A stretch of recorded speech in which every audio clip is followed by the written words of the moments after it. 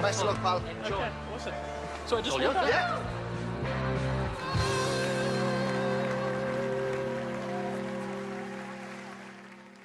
Hello. Hello, how are you? You look happy. I am. I'm quite delighted. Hello. What's your name? My name is Daliso. Daliso Chopada. That's an Daliso amazing chopada. name. That's a Malawian name. Malawian. Yes. So I'm from Malawi, but I live in Manchester. Why have you come on Britain's Got Talent? I've come to make the people laugh. I am a comedian. Oh, and yes! I'm a comedy writer. I would love the winner of Britain's Got Talent this year to be a comedian. Oh, no pressure. No pressure. Who are you here with? So I'm here just alone. My brother, no, he wanted to come. He's a doctor. And he was like, either I should save lives or come with you. Were your parents disappointed that one of you was a comedian, one of you was a doctor? They were absolutely horrified because I was studying computer programming. So I had a future. And I just decided, no, let me be a clown. So we shall see. Oh, darling, good luck. Okay, excellent. Well, I'm at that age now, all my friends are getting married, and married people forget how horrible it is being single. They love to call me and complain about their coupley problems. Always get, you're so lucky being single. I get home, my wife just starts nagging, nag. I'm like, hey, I have to nag myself. I get home, I'm like, what time do I call this? Why don't I ever do the dishes? Sometimes I think I don't appreciate myself.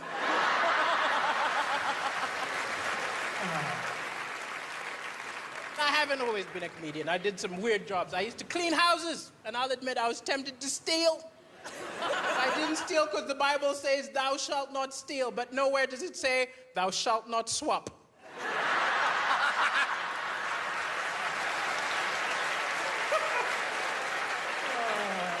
I took a stereo, left a Walkman.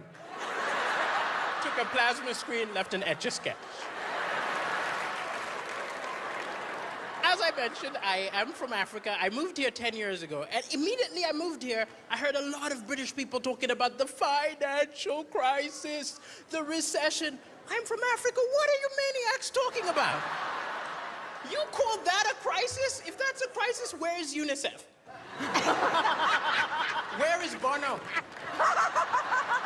I have not seen one save the UK concert. You can tell me it's a financial crisis when there are planes flying over Birmingham tossing fish and chips out the window.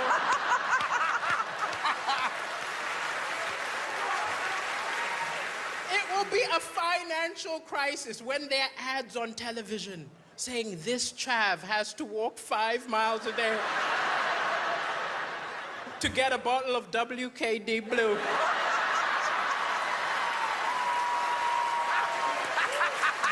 And 100%, you have got a financial crisis when India starts opening call centers here.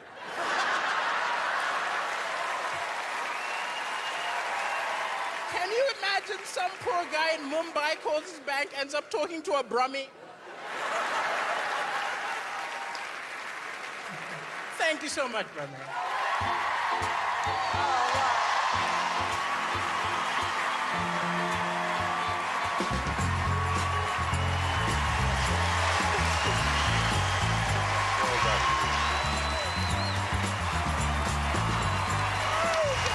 Oh, we like him a lot. Yeah, it's great.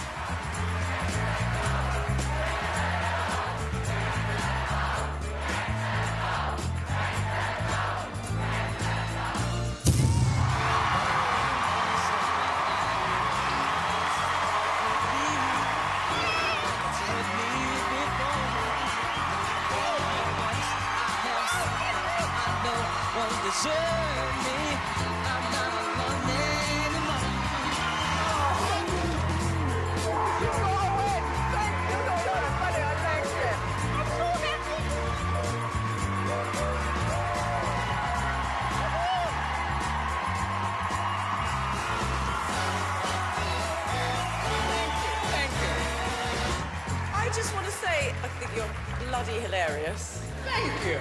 Self-deprecating, funny, relevant. I mean, laugh after laugh after laugh. It just kept on coming. And I really want you to win the entire series. Thank you. I think you so much. Honestly. I'm shocked and delighted. So am I. I mean, my face is hurting from laughing. I'm so pleased that Amanda pressed her golden buzzer for you. You are brilliant, and I cannot wait to hear more from you. Well Thank done. you so much. Thank you very much. You should be a comedy superstar. Yes. All the jokes were really original, and you are incredibly likable. I couldn't fault it. Well done. Well, not only do I think you're an undiscovered little star, I could see you owning your own show. Thank you. What you did was so funny and naughty and unique. This is why we make shows like this, to find people like you. Thank you so much. Thank you. Thank you very much. Thank you. Thank you, everybody. Thank you very much.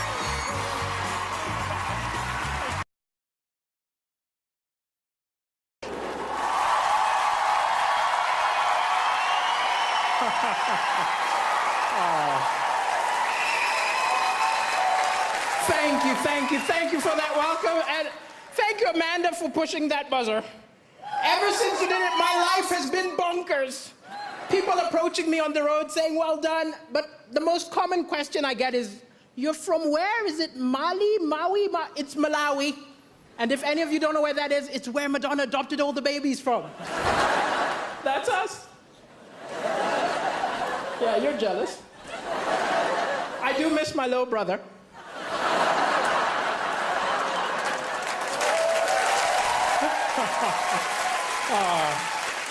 And Angelina took my sister, so. And I've been in the UK a while. I was tricked into moving here. I was tricked because I was watching television and I saw an angry guy came on television and he said, oh, these immigrants take all the good jobs, all the good women. I was like, wow, that's what I'm looking for.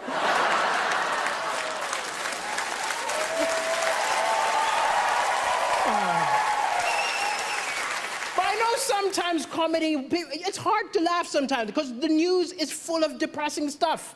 But I think the thing is, it's misleading because amazing things happen every day, little acts of kindness, but they don't report it. They put it on page 10, they open with the doom and gloom. If the BBC News was a mate of yours, you'd never go over. Look, I'm not going to that depressing barbecue. I'm going to hang out with Cartoon Network. But it's an amazing time to be alive. People say stuff like, I miss the good old days. The good old days were terrible. We've got amazing stuff. We've got Wi-Fi. Yeah. We've got rights. Women can vote. Yeah. I'm black. 200 years ago, this would have been an auction.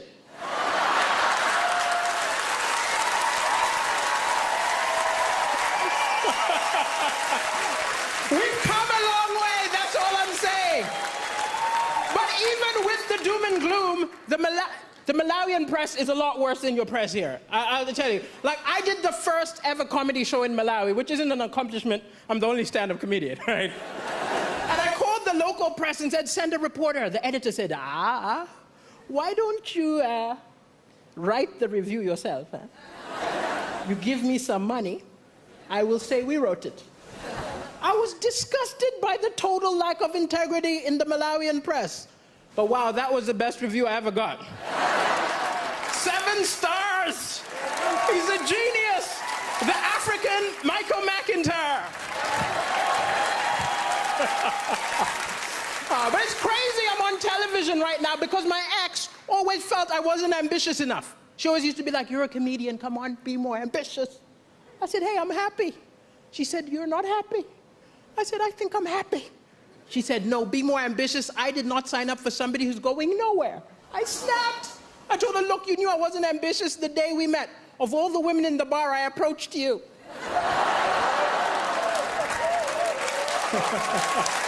Yeah, you're laughing. I'm single now. And I am looking for love, I'll admit. I'm looking for love, you know, gotta get that citizenship, you know. But it's hard to date on a budget. I remember going for a date and the woman made a lot more money than me, which isn't a problem. We're in the 21st century, but I was ashamed. I remember the waiter came up, assumed I was gonna pay. Put the bill in front of me, I had to go, I'll get the next one. I felt so pathetic watching her pay. I wanted so badly to be part of the transaction. So I just took the change. I don't understand the British. I saw a beautiful British woman looking at a mirror upset. I said, what's going on? She said, can't you see? It's a fat mirror. I said, what do you mean the mirror's fat? She said, this mirror makes me look fatter than I really am.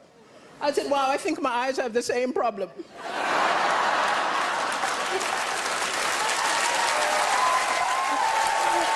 I was not mocking her. Don't be angry with me. It was a cultural misunderstanding. I'm from Africa. It's different. When we see someone overweight, we don't think go on a diet. We're more like, where did you get the food? I think we gotta follow her home. Thank you, ladies and gentlemen. It's been a pleasure. Thank you.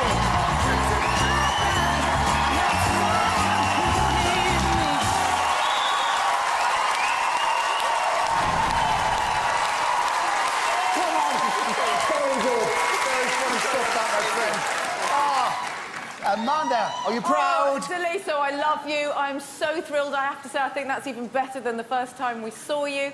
What I love about you, what I think is so important about comedy is that it has to be very near the edge of edgeness. And you were so on the edge that it made us howl with laughter. I mean, it was naughty, it was edgy, it was fresh, it was cool. And the best thing about you is that nobody can nick your material. Yeah. Michael McIntyre can't take your stuff. Nobody can take your stuff. You are unique, and you really smashed it. I'm proud of you. Well done. Thank you. Thank you. Thank you. Do you mind reminding me how old you are again? I'm 37. 37. You look good. I have to tell you something. You are one of the funniest people we've ever had on this show. I love the fact you are so fantastically non-PC. Yes! I really do. And I think that's part of the reason why everybody likes you so much. I said this earlier on in the week, I'm going to say this about you, is that I do believe that this show can be an amazing showcase for somebody like you. And I would be amazed... Actually, no, I don't want to say this because I jinxed it before, but what I'm thinking is this, that you are the sort of person who, off the back of this, your phone should be ringing in 3 days' time, offering you your own show. You should be on TV more often. I mean, the one thing I've noticed about comedians are they are quite selfish, and the same people seem to be on a lot. I think there's a real gap in the market for you, and it's your personality, your sense of fun, which I believe is going to put you in the final tomorrow, and you deserve it. I second that. I pray people pick up the phone and put you in the final. When you were on the first time round, Jack Whitehall called me and said he used to do gigs with you back in the day, and I said, why isn't he the biggest comedy star in the country? He said, he's never been given the right break. Well, tonight is the right break. You're going to be a superstar. Uncomfortable topics funny, and you made us ugly laugh. Like, no woman wants to do that. We were howling. You're brilliant. Well done, Daliso. Well, doesn't get any better than that, does it? Not wonderful relief. Fabulous, brilliant. fabulous. Well done, If you want really to see funny. Daliso, stay in the house.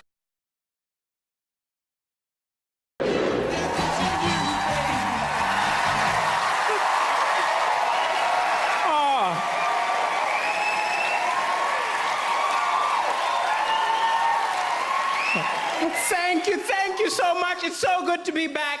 And I just realized you've had Kenya, now Malawi. This part of the show has been sponsored by the old British colonies. But it's been so supportive and so wonderful since I did the show yesterday. People have been coming up to me saying, oh, you were great. You're great. I hope you're better tonight. You were good. You're good. I hope you're better. Which is great, but you could not do this in any other part of your life. Could you go on a date and be like, my ex was really kinky. I hope you're better. But it's hard to be romantic, actually. I remember my ex looked at me once and she said, you know what, Daliso? I would die for you. I panicked. All that came out was, thank you. There was a long, uncomfortable silence. And then she went, would you die for me? I said, I'd take a bunch. And she punched me in the face. And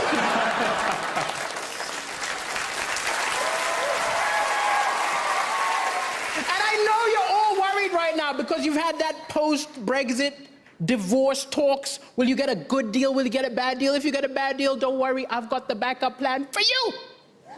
Join the African Union. We'll take you. Think about it. Your money's been devalued. You had MPs fiddling expenses. You're practically African.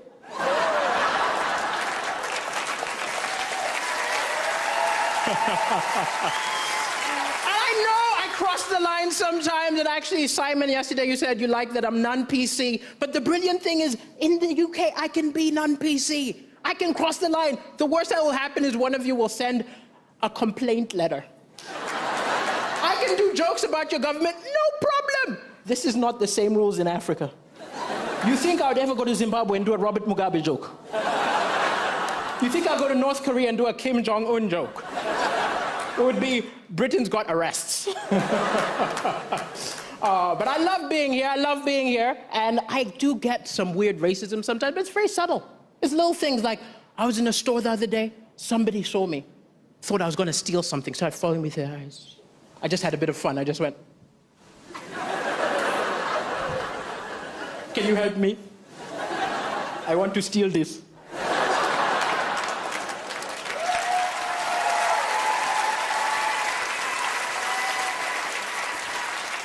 But I'll admit, racism happens in all directions. It's not just white on black. It happens black on white. It happened in my own family. I was so ashamed. A friend of mine from Denmark decided to go backpacking across Africa. He passed through Malawi. Now, a lot of my uncles had seen white people on television, never met one. They got mighty excited. I got a call. He said, hey, your white friend is coming here. Wow. He must stay with me. Don't worry, I can cook rice. I think he figured white people need to eat white food. So I let him stay with my rice uncle, Ben.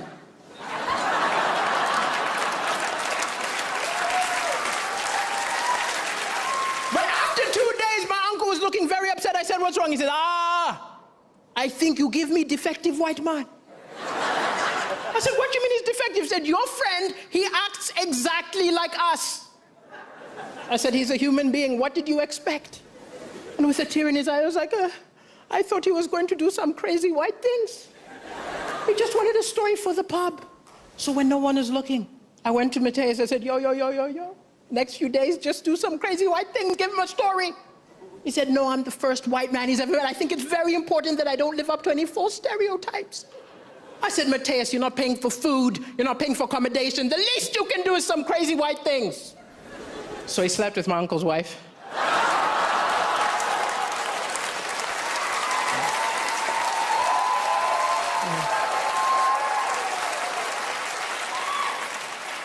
And then he took his land.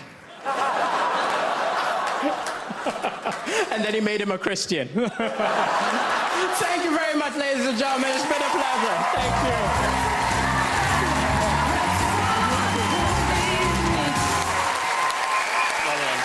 Thank you very much. Well, fella. Thank you so much. Thank you. Amanda, you're going to back. For me, you did it again. I just love that you're so edgy, and I love the politics. I love that you do stuff that I know nobody else can take away from you. You've got such charm, such charisma, real confidence. Daliso, I do think you were nervous tonight compared to the first two performances. I get it, because the stakes are so high. But you are the best comedian we've ever had on this show. You had me bent double with laughter every time you performed. You would be a fantastic winner of this series, I tell you that. Daliso, you're just so likeable, you know? You have funny bones, you make all your jokes really personal. I'm so happy for you that Amanda pressed her golden buzzer out. You're a worthy finalist. That was fantastic. Once again. Thank you, judges. Daliso, no mean feat playing the same stage 2 nights in a row, and you've got to find new material. Oh, it was nuts. It was nuts. Like getting approval. You think I'm crossing the line. There were a lot of jokes that like, no, you cannot say that. ITV will be sued. I read 3 of your gags that we couldn't put in. I'm glad you didn't put them in. Very funny though. Very funny. If you want to send Daliso all the way to So, there you go. We are left with Daliso, Tokyo, and Jess. The public chose you. Sorry, Izzy. Sorry, Izzy. Izzy. And Izzy. Ooh, she's going to put a spell on me now. The public chose you as this year's top 3, but only one of you can leave here as this year's winner. All right, I'm in a stick, don't rub it in. All right, here we go. Serious face. The third place act in Britain's Got Talent 2017 is...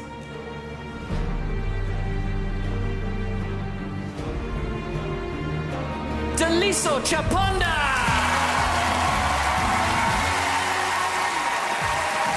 Daliso, congratulations. Well done, pal. Well done. Thank you so much. Thank you so much. Thank you. Third place. Have you enjoyed yourself? I've had an amazing time. This has just been life-changing and amazing. Wow. Thank you for being part of Britain's Got Talent 2017. One more time. Daliso Chopada! Right, let me get in the middle here.